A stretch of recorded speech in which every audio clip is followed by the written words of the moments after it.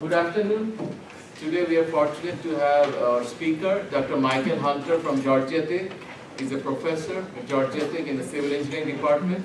Today his talk will be on Smart City Real-Time Data-Driven Transportation Simulation.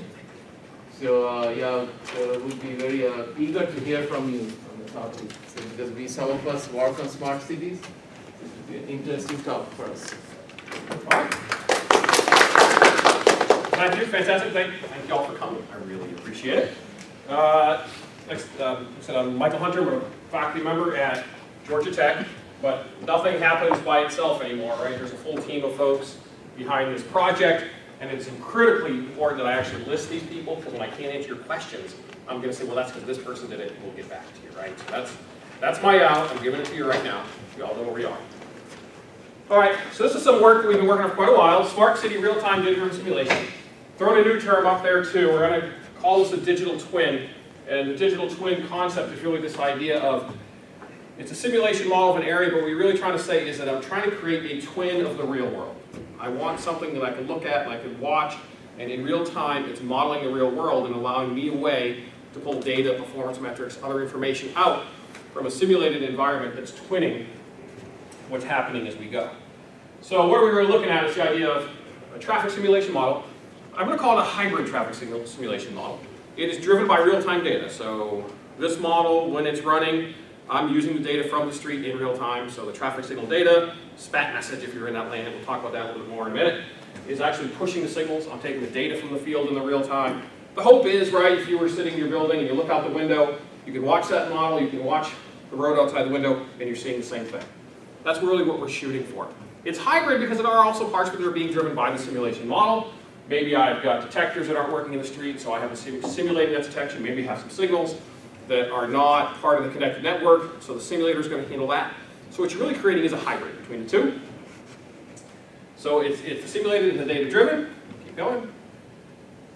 We're using an optimized architecture, so we're using in-field detectors. They tend to be video, or inductance loop is the predominant what you're finding in the street these days. We're also looking at the SPaT messages, signal phasing and timing, so we get the real-timing data, as I said. We also can pull BSM data. We are set up to do it. It does work. If somebody would just drive down the street with a car that actually had a device on it. And what we're pulling out is right now, travel time, energy, emissions, essentially all the key performance index that somebody can use in real time or post-hoc to evaluate the corridor, see how it's working. Why are we doing it? Well, the project's really about, can you do this feasibly? Can you feasibly have a somewhat large-scale model and be running it in real time to match the real world? Right? That's fun. That's why you guys might want to do it. Why am I really doing it? Right? Ultimately, I want to improve the quality of life of the city stakeholders. Right? Residents, employees, and visitors. And always remember that, right? When you're doing any kind of work you do, any kind of presentation you're doing, I know I was talking with some of your students before, is kind of float back to who your audience is in the end. In the end, right, why are we out here? Why do I care if this works? And I hope you care if it works because you're improving the quality of life of the citizens, the community, your stakeholders, right? Not just because it's kind of cool and I can publish it, and it is kind of cool and I can publish it, and that's all kind of neat too. But ultimately, we really want to tie this back to how am I helping out, right? What am I doing that's good? And I want you to be kind of thinking about that when you're doing the work. Our work focuses on three main parts, right? We have the smart city vision. What is a smart city? Well, there's a lot of definitions for smart city. Generally, they seem to rely on the idea that you're using technology and data in some way to improve, again, the quality of life, the operations, whatever it is you might be doing out in your city. Real time, we want to be driving in real time using simulation model. And we're also dealing with a lot of data. So we're going to start getting into some big data issues, big data concepts. And let's cover a couple of the big pictures first as we start talking. First thing that I want to remind, whenever we do a project like this, actually it's a safety project. All projects are safety projects, right? When I'm sending you guys out to the street to get data, we have to be sure we're doing this safely. If we're hitting controllers, pinging a controller to pull data, or if you're going to push something doing that, the last thing you want to do is do something that sends a controller into Flash, right? So the first goal of anything you do and anything you want to be thinking about is, am I doing this in a safe way, right? How am I pulling the data? Am I doing a push? Am I distracting drivers? Am I distracting pedestrians? So our first job is safety. We always say that that's rule number one in any project we ever work on. All right. What makes these kind of projects possible? Everybody's seen it. We're talking data, right? Data, data, data. First of all, data by itself, not all that helpful. Data is not helpful until you convert it into information that is actionable. Right? And that's really what the entire project is about. That's what all the big data projects are about. Not about the data, they're about converting data into actionable information. That's the goal. So we have, right, big data. How do you define big data? There are actually a lot of rules we talk about when we look at it. You know, you kind of know it when you see it. I haven't heard a great rule. Maybe one of you guys have a great rule for when it is big data. I sort of heard a rule of thumb, when you exceed what you could possibly do in Excel, we'll call it big data, right? I don't know, right? Maybe I gotta have a petabyte in there somewhere before I call it. Whatever it is, volume is a piece, but it's actually not the only piece, right? So when we start looking at these projects, right, we're gonna be thinking about velocity, right? How fast is that data coming in? Right? We're looking at 10 hertz, right? That, which is, in a lot of contexts, is not very fast, except we're trying to push it over cellular modems, and that starts becoming problematic. But what's the velocity? How fast are you pushing your data in? How varied is the data, right? Is it structured? Is it unstructured? Do you have to impute? Are you bringing a lot of different data, of different structures or unstructured in? Right? If I'm looking at signal control data, I'm looking at volume data, I'm looking at Bluetooth data, I'm looking at, keeps going, BSM, they're all different structures. And you have to be able to handle that, and that's part of your big data challenge, is you're bringing all these pieces together to work with. You're also looking at veracity, and I know on all the projects I work on, the first thing I tell everybody who works with me, by the way, all data is junk. Right? Data's bad. If nobody's told you that yet, you now know, right? That's something, man, put that on your Instagram. All data stinks, right? Accept that now, your life will be much less stressful.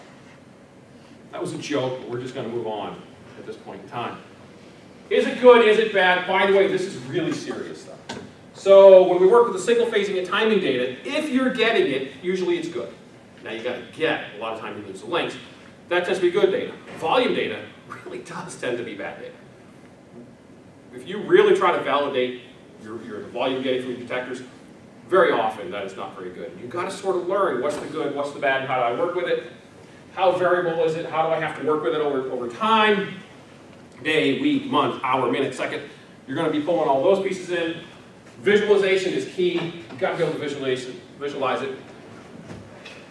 it. And don't lose, does it have value, right? Data in and of itself is not valuable. So I like to throw this one in just sort of as a reminder, not all data is big, and not all big data is valuable, okay? You could spend a lot of time and energy collecting data that you'll never use and doesn't have value, right? It's expensive to get out in the street and pull this stuff in. So you really want to think about, what do I need? What am I going to do with it? And by the way, in an academic setting, that goes against how you tend to think. I'm a data hound. Man, I want to get anything anybody will give me. But it turns out that gets kind of problematic, and we start sinking a lot of time we don't need to sink. So you really want to be thinking, what is it that's out there, but what is it I really need to know? The other thing that makes this all work, this particular project, is the idea of connectivity. Connectivity, we tend to think in transportation, some sort of wireless, that may be fiber, you may have those kind of things, but ultimately if I'm talking to cars, it is wireless. We have the endless battle between sort of this 4G, 5G versus DSRC. Our approach is to be agnostic. I don't really care if it's DSRC or 5G, who's going to win that battle in the end, right? Everybody's got their own kind of opinion on that. It can kind of go either way. Different people are sort of in different camps. It comes down to a lot of things, right? It comes down to how can you make money, how can you put it out there, how's it being supported by government agencies, right? Who's putting it out, who's doing what. But so connectivity sort of underlies this. What that connectivity is, we could debate, but it's going to have to be something where I can push a fair amount of data. The other thing I put up there, and I put up there to fun you, remind you, is this idea of Internet of Things, and that is to remember you get data from all kinds of crazy places now, right? I'm convinced, I'm absolutely convinced. Now I live in Atlanta, it's probably going to be a little different than Clemson, that if I could get toilet flushes in apartment buildings, or no, I'm sorry, in office buildings, I could predict congestion. Is anybody buying this? If I had a real-time sensor of toilet flushes, I probably have a 15 to 30 minute predictive window of congestion. I want you to think about what the last things you do before you leave the office. data comes from everywhere, right? Data comes from streetlights, data comes from Starbucks, will be doing their coffee cup, you name it. It's now not just the detector in the street and the traffic signal. And we want to be thinking and opening our mind up to these things. However, the title is access, and there's actually a real reason for that, and that is data's become privatized. It's actually getting hard to do this. It used to be the DOTs owned the equipment in the street. That is becoming not true anymore, right? The DOTs are actually buying the data, and you may no longer have access to it. And what you can do with it is coming with a lot of constraints, right? You know, you can do this as long as you don't do anything that could possibly make money or serve anybody in a decent way. Well, thanks for the use of your data, right? So you're going to want to be thinking about that when you walk into these projects and you start saying, hey man, I can get all this great, fantastic data. Okay, who owns it? How do I get it? What are the constraints? And since I don't own it and I don't know where it's coming from, it tends to have a lot of underlying bias that's very difficult for you to tease out, right? My toilet flush example, right? I'll bet you didn't think a Georgia Tech professor was going to come here and talk about flushing the toilet, right? I figure I got to throw something good in there for you, right? But that data can have all kinds of bias, right? I don't know how their sensor works. I don't know if they have a delay. I don't know how far across the campus it is. There's all sorts of, and since I don't control it, right? Did they change it? And by the way, there are really good transportation examples of this. You know, the travel time data you see from pro vehicles. What kind of pro vehicles? Is it with a certain company? Is it like all Mercedes? Do all Mercedes behave the same, right? Does everybody who has an AT&T phone, is that a representative sample of the population? Probably not, right? It's a representative sample of people who can afford AT&T. There's a reason why there are companies that have price plans that are half that. It is, some of these guys are pulling a lot of data from apps, right? Nobody here plays games on their phone. I'm absolutely sure of that, right? You guys are not game players, right? But how are those games free?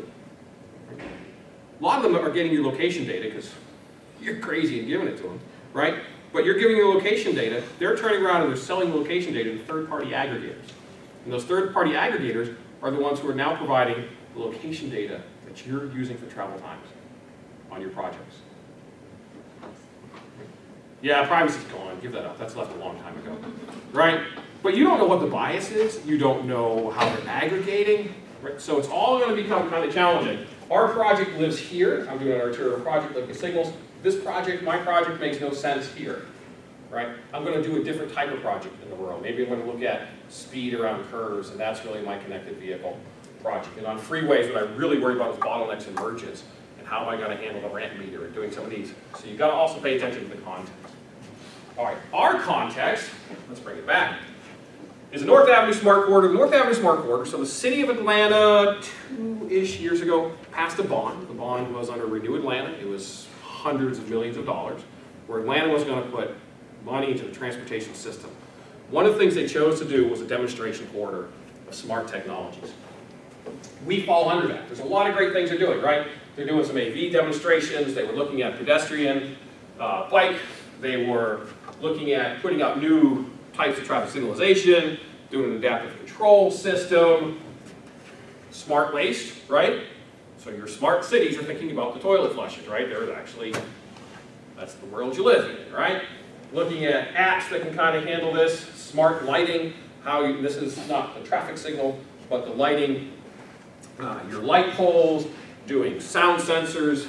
This is Atlanta. There was actually a sound sensor that was looking at locating gunshots, right? That was one of their smart city applications, triangulating that. So they're looking at all these different pieces, and as part of this, Georgia Tech came in, and we're doing a project where we're looking at the North Avenue corridor, and we're trying to say, okay, can I get you this information? Can I get you really energy and emissions? That's kind of where we're living on this project. We get travel time and those kind of things. However, there's also finding space, right? There's a lot of people, just the reality of the world, right? There's a lot of consultants, a lot of people, they've got travel time covered. I'm not going to make an argument that I'm going to give them a better travel time on the corridor. I can make an argument that I can do things about emissions, and I can do things about energy usage. It is a connected project. So the corridor is instrumented with roadside units. We have onboard units. And right, there's also an interface we can use to look at as we're driving down if we want to see what the onboard unit is getting, what sort of data we're feeding. The roadside units is my next is at every intersection on the corridor. There are 17 total intersections. The model, depending on which we're working, has 17 to 15. The onboard units, that's the DSRC unit. In this particular case, that's a DSRC unit. That, again, is a challenging data piece. If anybody's worked on the project, the big problem you know with any sort of DSRC is somebody's got to have the device in their car, and currently nobody has a device in the car, so there's a bunch of things listening and hearing nothing, right? So the experiments tend to be, we go out there, I get 10 of the units, I put them in the graduate students' cars, and they drive it up and down the corridor, and we're sort of making it up. And that's kind of how this works right now. That's what the test beds are doing. There is, though, strong belief, hopefully, that this is going to be standardized, and you're going to start seeing it on a lot more cars. But that's sort of the world we live in now. But it is all up, it is all running, it is all working, you know, with an asterisk next to working, but it's working, right? So what does it look like dynamic data driven? First, you got a sense, right? Where are the vehicles, time, speed, we're looking at that. Then we're going to predict the future, locations, energy, and then you adapt, right? So that's the ultimate goal of your system. You've got a cycle. We're here right now, we're doing the sensing and predicting. Kind of give you a sense of what a system looks like. So your cars have onboard units. We have various types of communications, wide area network, local area network. Our current system is not, so the vehicles and the signals, they are talking by DSRC or 5G, you can do whichever, to the signal controller. Our current system, for those who want to kind of get into it, is the controller communicates with an RSU. The RSU is going out to a modem, and we're going up to the cloud. So it's actually a wireless cellular connection up to the cloud, and that pushes back all our data to Georgia Tech. We don't happen to have a fiber that we can tap on this particular corridor. That would be another way to do it. We're just not. And the modem and fibers, or the modem and connection we're using on the push up, actually is being run by vendors of the city. So the city isn't really even in the loop, right? The city has contracted it all out, and that's who we work with. Our corridor, as I said, it's 17 intersections. We're running it real time. It's North Avenue.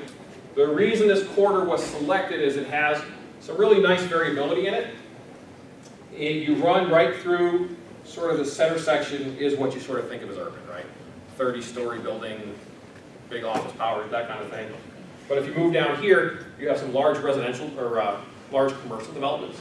Pond City Market is, you know, one of these, you know, nice, you know, malls with the fancy food courts and all this kind of stuff. So you have that, but you also then tuck in a bunch of residential, but then you come over here and you have Georgia Tech. Georgia Tech is up here. And so now you're pushing that, and then it sort of gets into industrial. So the selection of the corridor was to say, look, we're going through a lot of different variations of what it is to be urban. So this is not, by any means, a homogeneous corridor, which is challenges, but it's also great, right? So what do? Our model, basically, we pull the data. The first thing we want to do is inject real-time data into the simulation model. Then we're going to run the simulation model. That's the next phase. We run the model. We generate all of our great KPIs, key performance indices, so they can see what's going on. And then you loop back, right? We're doing, I'll talk a little more second, 1 second hops, right? So our model runs for a second, and we keep up in real time as we do that. These are dynamically linked, yay! And the simulation key, right? This thing has got to be run faster than real time. So that's going to be the key in a lot of your smart city applications, is you can figure out ways to do it, but can you figure out ways to do it fast enough, right? Can I make all my connections come together, push out all my performance metrics, run all my models, and not fall behind in time, right? That is the game on a lot of this. The tool, lots of us probably familiar with, we happen to be using Vissim. There are other ways to do it. The reason we use Vissim, the reason I use it in a lot of my particular simulation is because I like its component object model, right? So it's COM interface. It allows me to essentially automate whatever we want to do. I don't know what you guys are doing, but most of my students now are writing Python. That seems to have become the code of choice these days. Students really love. I'm old. I actually still write all my COM in VB, Visual Basic, right? And it works, and I can do anything in VB you can do in COM, so don't laugh at me, right? I'm just too old to write a language. That's just what we're going to accept for now. But so we write that, but that's the really nice part of that, and that's so it is a microscopic model, so we are modeling individual vehicles if you're not familiar with it. We are modeling everything at 1/10 of a second, right? 10 hertz rate, and we are able to automate just about everything, right? So it's a component object model. It allows you to go in and change the state of most of their variables. So that is key. That's what you're going to need to do this kind of work. The downside, of course, to something like this is I'm now carrying all the overhead that comes with Vissim, right? So that's one of the things that's our challenges in keeping it running real time. We're limited to the sizes they can scale to simply because I can't get that model to run fast enough. So we're looking at either distributing the model, right? Can I break it up into multiple pieces? Or can I use just a different platform that's more efficient? Right? But they each kind of come with their own pieces. The simplified architecture, this helps to do this one before I do the next one, is I get my count data, I get my signal status data, I'm using that to drive Vissim, I'm generating VSMs. I've been talking about these basic safety messages. You guys know what a basic safety message is, by the way, when I say that? Right, so if you don't know what it is. So there's two flavors of messages we're going to talk about that you care about. The first is SPaT, signal phasing and timing. That's the message from the controller, right? From the metal box inside the big metal cabinet next to the road. And that's sending, essentially, the status of the signal every second, every tenth of a second. The BSM is the reverse, right? That's the message from the vehicle that is sending out to, well, the world, actually. Anybody can get it, but you're picking it up at the roadside unit. It's called the basic safety message because really all the initial applications for connected vehicles were safety, right? Avoid crashes, stop at the light if somebody's going to run through it. That's the first suite. That's the flavor. We've been doing this for 30 years, right? This stuff's been going on. It was basic. But it has the data. It has speed, acceleration, lat long. There's sort of a list of things that are sitting in there. What we're doing and what we have promised in what we're doing is we're running this Vissim model, and from the Vissim model, I generate a basic safety message from my Vissim, right? I take that, so I say the vehicle's in Vissim, you're now are going to have a message, and I take that message, and now I run my EPA model to get all my information I want for energy and emissions. I can generate my indices, and I can give the city all the visualizations at once. The key for this, and the reason this is occurring, is we convert this to a basic safety message. So this works regardless of where that message came from.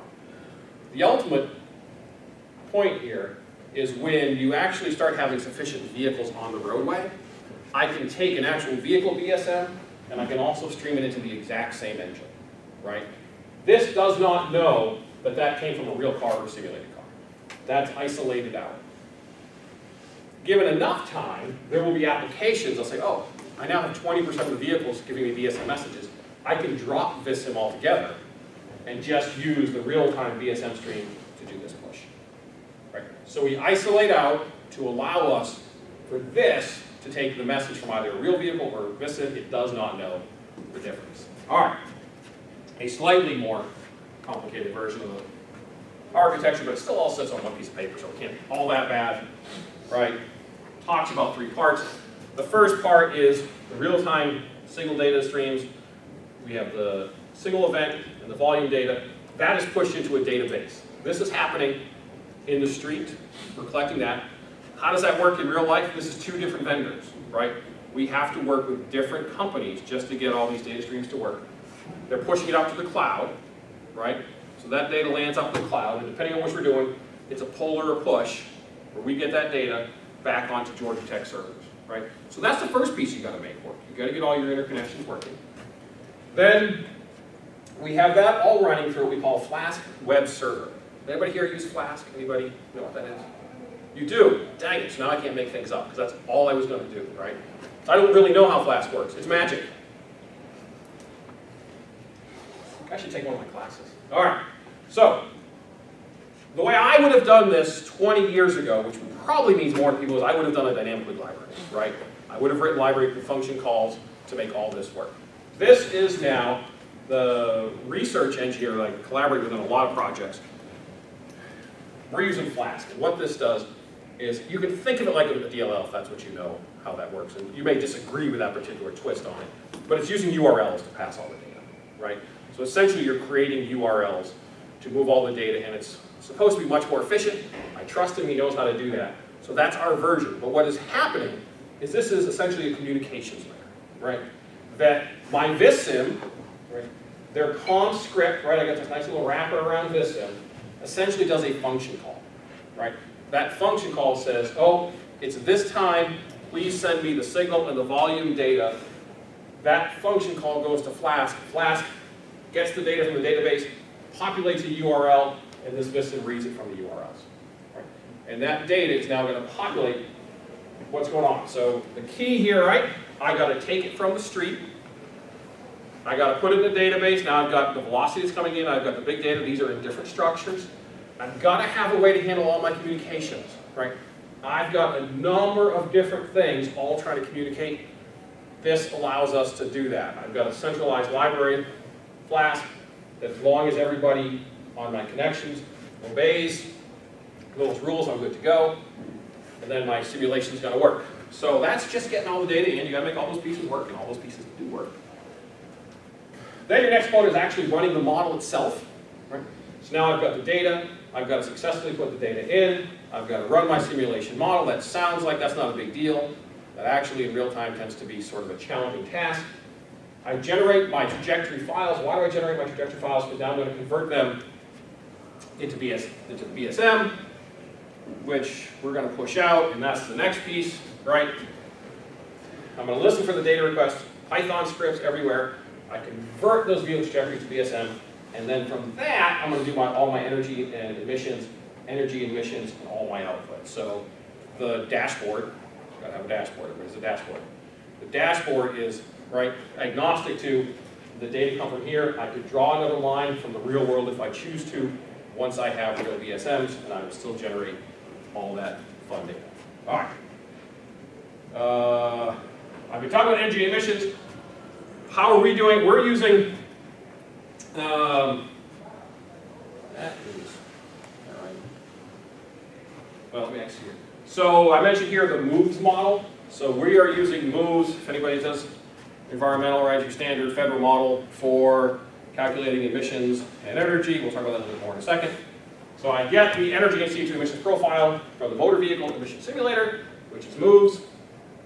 How do I do that? I get my Vissim trajectory at 10 hertz. We're constantly pulling in that trajectory data. And then I run the MOVES model. I really run the MOVES model? I actually don't really run the MOVES model. My slides are not where I want them. So here's MOVES. Let's talk about that for a second. MOVES basically is based on vehicle-specific power. Did you guys do this in the class? I don't know if you guys covered this in the class. So vehicle-specific power, for every vehicle, every second, how do I calculate? Well, I need to know, right? I need to know the velocity of my vehicles, my acceleration, and my grades. There's some constants, mass, but these you can know if you know the fleet, right? There are generic numbers, but you can also make it vehicle-specific, which we do. You take the vehicle-specific power, we do our calculation, and you're going to put it into bins, right? So essentially you bin, here's an example. You're going to bin if I'm in deceleration, if I'm at idle. There are a series of low speed, moderate, and high speed. I bin the data, and then what MOVES is really doing is then, based on how it's binned, it says, all right, if I'm in bin 15, this is what my emissions rate would be in grams per second, right? If I'm in bin 30, that's what my emissions rate would be. Yay, right? Okay. So I take an individual trip, or I take my individual data points, and I say, well, this is what that particular trajectory looks like. How much data does it have in each bin? MOVES tell me what my emissions rates are for those bins. I can multiply them, and I can tell you, hey, that vehicle at that time, how many gallons of gas did it use? BTU, right? My raw data is trajectories. I convert trajectories to VSP, and I use the MOVES model. Right? And then we can do fancy three-dimensional graphs to show you the exact same thing. All right. Do I actually use, does anybody here use MOVES? Do you guys do that? We use for a research project. For a research project, all right. So we use it, sort of. Problem with trying to run that model is running over time, it slows you down, right? So what we did, we used MOVES and Vissim or parameters, but it was for a planning study, but not for real time. It was not for real. So for real time, we did, this is Dr. Ginsler's done a ton of work on this, is he built what is known as the MOVES matrix. And this is all, again, I said, you got to be able to do this real time. So we used our PACE computer cluster, right? So we've got this computer cluster with 80-some thousand cores or whatever, and did hundreds of millions of runs of every possible combination that you could put into the emissions model. Right? Weeks of computer cycle runs. Why do such a crazy thing? Because then when I run the North Avenue model, I can say, okay, I want the 2018 fleet, now I guess it's 2019, I want the 2019 fleet data for, where are we? So I'd probably be in the spring data right now. And I will pull out the pre-computed run moves data. So now it's nothing more than a lookup table. I no longer am running the moves model as I'm working. I have pre-run every possible answer, and it's vastly faster. I think we're gaining like 100-fold in time to then pull that out and say, here's what you're going to use to do your energy. So now all I have to do is calculate the VSP for that car, and I go into my lookup, and I get everything I need. 100 million runs in advance. Why? You got to get this stuff to run in real time. So when you're doing smart city, you want to sort of be thinking about that type of speed up, that type of thing. The other thing we do, I'm just going to briefly mention this because it's fun, is we have a collaborating project, I'll call it, where we're looking at how do you run this, right? How do I run simulation code? How do I run this kind of model? And use the minimum energy possible on the device I'm running it on. So you guys are all writing code in Python, but if you try to write your Python code so it uses less electricity, I get the same result and I use less electricity. Maybe not faster, but less. And why do I do that? Because ultimately I want to distribute this here. And if I drain your battery in a half an hour, you're not going to let me put it on your phone. So we're also trying to write code to be efficient in terms of drawing a battery. The same work is being used for drones. Right? Can I extend the lifetime, the length of time I keep that drone in the air by writing more efficient code? And it's sort of fascinating on how that kind of comes into play, looking at the bits and the bytes and all that kind of stuff. So you start playing with all these kind of great things. So we end up coming out with heat maps, right? This site, if I click on that, I don't know if that would work. No, I'm not on your network. If you click on that, it's going to work, and you're going to get these nice heat maps of energy usage. Except today, if you look at it, it's going to have these weird lines across it, because this was under the Google API that they now charge you to use, and so we've now abandoned the Google API, and we are switching over to a different map, because that's what happens. So we generate these energy heat maps. We also generate another version, sort of trying, you know, can I do as a bubble map? And they update about every 5 seconds, 20 seconds. You can actually set how frequently. The current version, which would be this website if you went out to, will show you the entire corridor. This is an emissions example. That will be updating, and I'm going to pretend it's in real time. It is actually updating in real time. However, the data, you keep seeing March 18th over and over and over and over because we've just stockpiled that data, and that's what we're pulling from. But it can be pushed over to a real time if we want to. All right.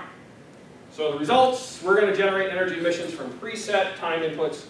We also do some nice scatter plots. You're always going to do sort of plots, see what you got.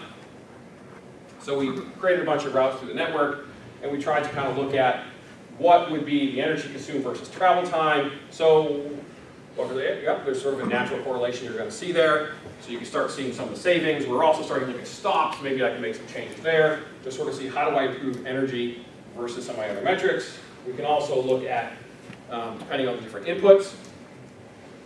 Actually, the next one's a better version of that. In this one, what we did is we ran, so this is travel time, is all that one is. I said, okay, let's take just a Vissim model running all with just pre-input, right? So the way you're doing it right now, of the corridor. And then I'm going to pull a few intersections and drive those intersections with data real time. Does it even matter, right? Well, it does matter, right? So I can start seeing, this is travel time with real-time input, with preset input. And now you can start to see, wait a minute, right? My travel times are lower if I use the real-time data, which starts to tell me something that when you're running your Vissim model, whatever analysis you're doing on a corridor, it is really specific to that particular data set you're looking at. And if you can start pulling it in real time and look at the entire corridors, you will get a much better picture of what's really happening than that model you're running offline. It does change. So that's all this is really trying to say, is there actually is a difference between that offline model you're running and if you start driving it with real data. Remember, this is changing the signals. This was only changing the signals at 2 intersections. We're not even running all 15 at this point. All right, so that kind of look at that. Ooh, talk fast. All right, conclusions, couple of things. So this idea of the digital twin is pretty cool, and I think you can do it. It's something to think about. I think it's going to be a smart city. This sort of, can I have my smart city living in a computer somewhere where I'm gaining the advantage of a simulated version in real time, right? What am I gaining? Well, I'm getting all the trajectories, which I can't get right now, but it's reflected in the real world, so I can calculate my information. There are other folks at Georgia Tech who are doing equivalent type work. I'm doing the transportation corridor. There's a group who are doing buildings. So it's a digital twin of, say, this building running in real time. How many people are in it? How much heat are you guys generating? How much energy is being used? Same type of thing. The critical component in all this is the data streams. And I've kind of brushed by that in a way I talked about at the beginning. What is giving our effort the most grief is the data, and particularly the volume data. Because, as I said at the beginning, all data is bad. And this tends to be particularly true. I have 15 intersections. 15 intersections, 4 approaches, that's 60 approaches. Each approach has an average of about 3 lanes. So it's 180 lanes of data that I'm counting on working. They do not all work, right?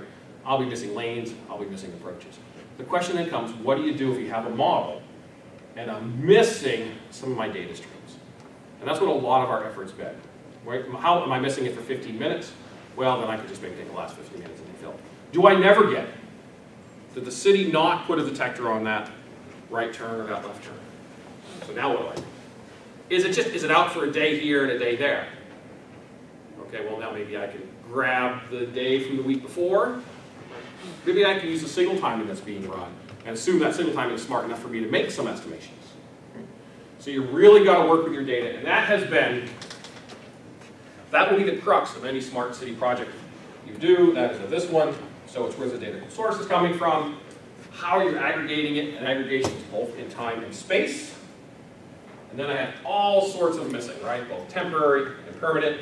And sometimes it's not even easy to know which is which. And finally, how accurate. If anybody's ever tried to balance an arterial data set, this data does not balance. Cars magically disappear if you just say that all counts are true, right? Or they magically appear. You have to resolve that in your models, right? So, keep going.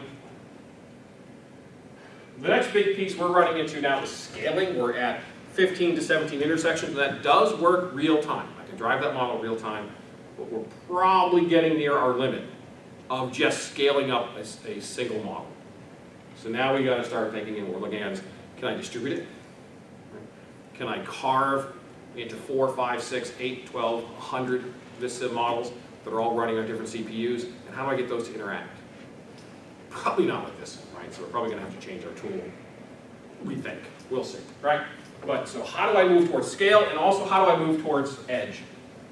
In that I actually would like some of this to be occurring in the controllers themselves, so we're also pushing that way.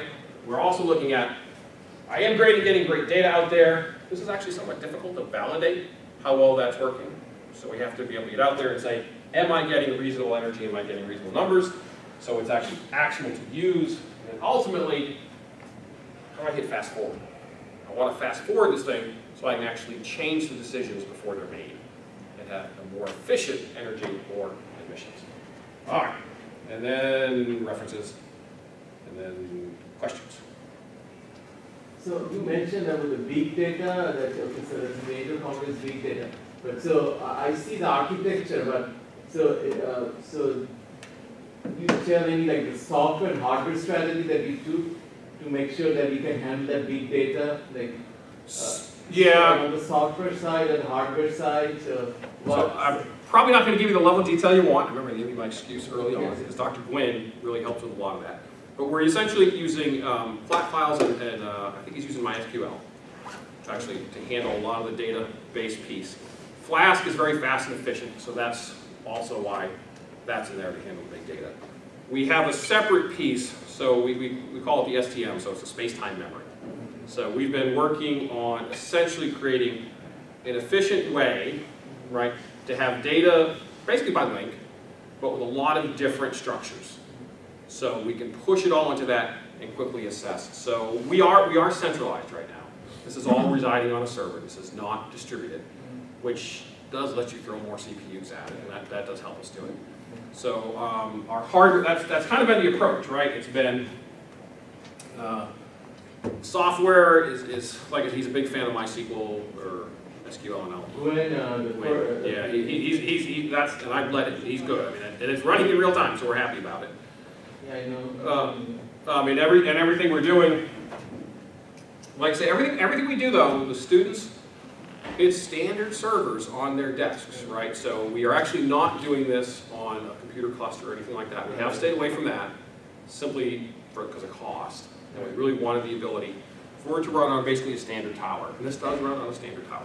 Because you have so many different kinds of data coming, some are stream data, right. Some are just in a period of time.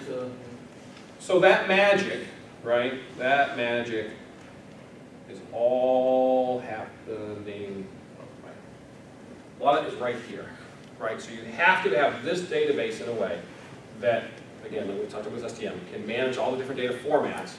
And the Flask, that's handling communications, the code in here has to understand all the formats.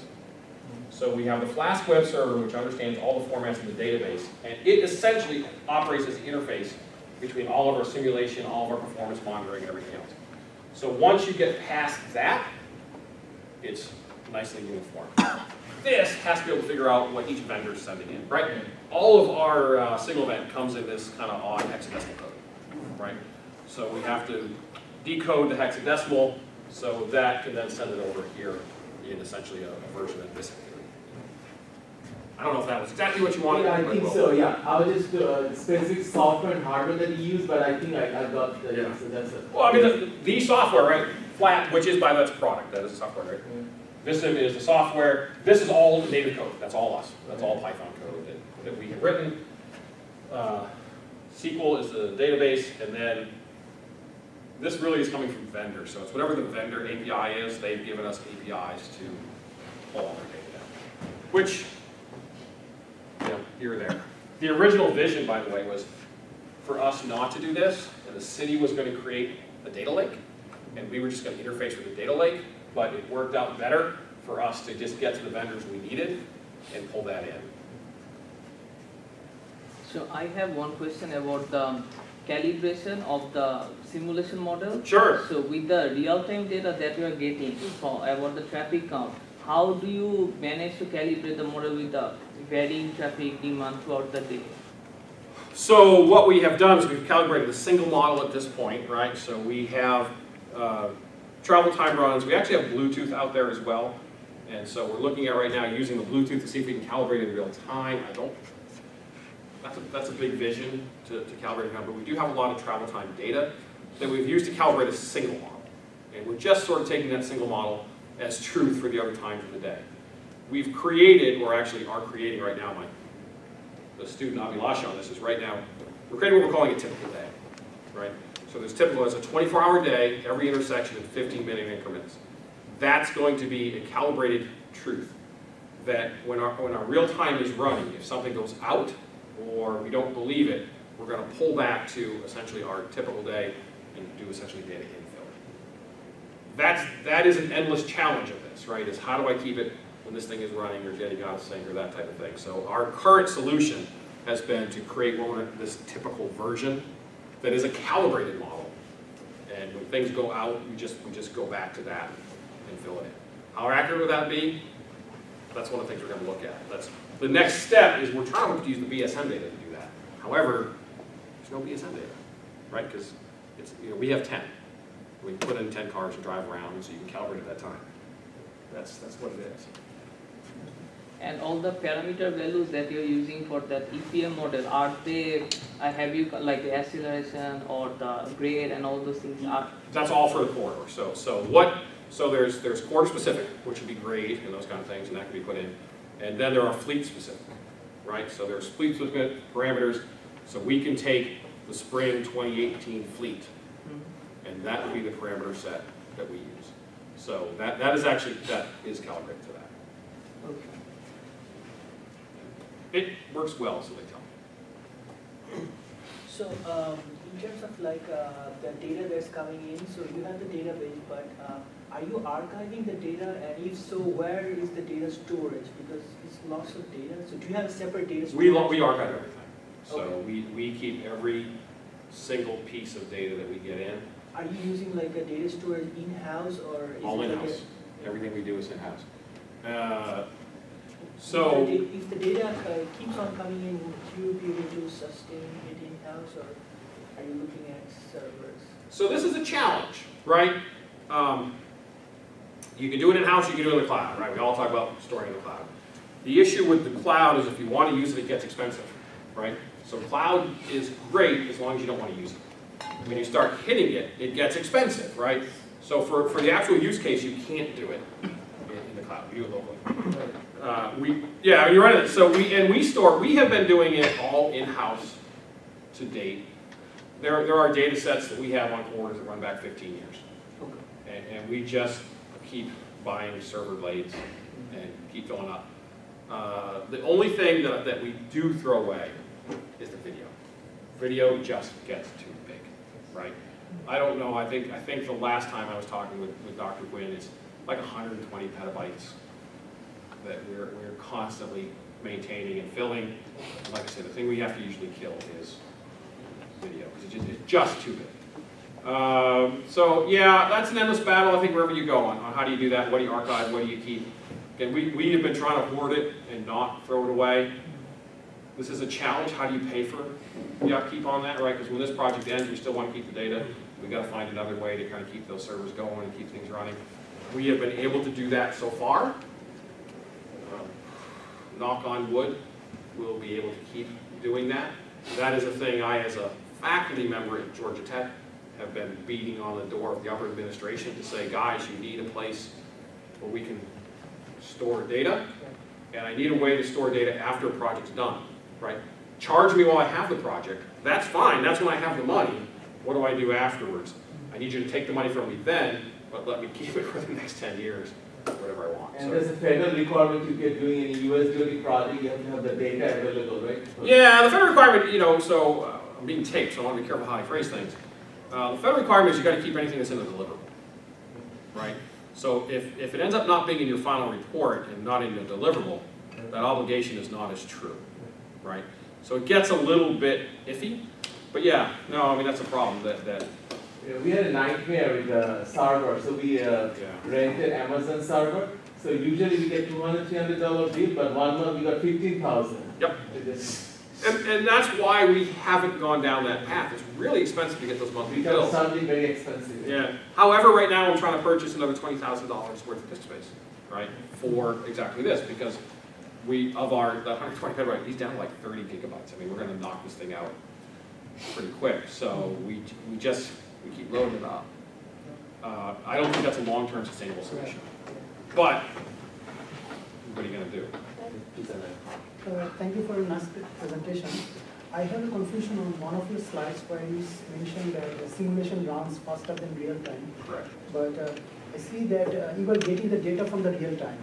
Right. So you are injecting the data in the simulation and it's running. So Right. if the data stream is in real time, how we can run the simulation faster? So it runs in real time, but it has to have a lag, right? So the lag will be whatever your largest aggregate of data is. So say my volume data is coming in a 1 minute aggregate, right? That would be, my simulation is always running 1 minute behind. So when I say real time, it means I can process the data I'm getting as fast as things occur in the real world. However, if I have a delay in getting the data, then I will have that delay in the simulation. Slower than real time would imply it takes, 10 minutes of real world simulation would take me 12 minutes to run. 10 minutes of real world would take me 12 minutes to run, and then I'm just going to keep falling further and further behind. So it's inescapable to have a little bit of lag. And our lag comes down to a function of what's your largest lag in data. In our case, it's the volumes. The signal data comes in every second, right? So the signal data would enforce a 1 second lag. Our volume data, depending on what we're running, would be either 6 minutes or 10 minutes, or 6 minute or 1 minute aggregation. So we always have that little bit of a lag, and that is inescapable. But it is running in real time. Good clarification. So I have one general question. So you mentioned the volume data, the quality is not good. So in your And not just this corridor, it's all corridors. Yeah. So So how do you get the volume data? What are the results? How do we get it? I mean, what are the results like? You get volume data from the detector or from the video? So they're the same. They're one and the same, right? So most of the detection out there is video detection systems. So it's for the most part it's video, and for the most part it's by lane. So we're getting detection counts by lane. Right now I think it's running a 6-minute aggregate. We've done 1-minute aggregates as well. And just, I mean, I'm being a little facetious when I say all data is bad. Let's just say most data is bad, right? And you can see it though. You know, you look at a detector count at one approach, and you look at the detector count at the next approach. The difference will be too great for the amount of cars that could have turned off and on. So you know one of those counts must be wrong. So you've got to start figuring out how am I going to handle that. That's just true. That's not a hit on this data set, right? I have a data set I use in my class, and I use it specifically to see if the students notice that it's a bridge. It's literally a bridge over a freighter. There's no place for anybody to go off and on. And in 1 hour, 2,500 cars are counted going on the bridge. 2,000 are counted coming off the bridge. I mean, did 500 people drive off the bridge, right? And that probably was real data that is used to run traffic signals. So you got to know it's there, and you got to do your best to try to handle it, and that's really all you can do. Yeah. Most everything out here is video. I don't think we have any loops left on this particular corner, but I have to check.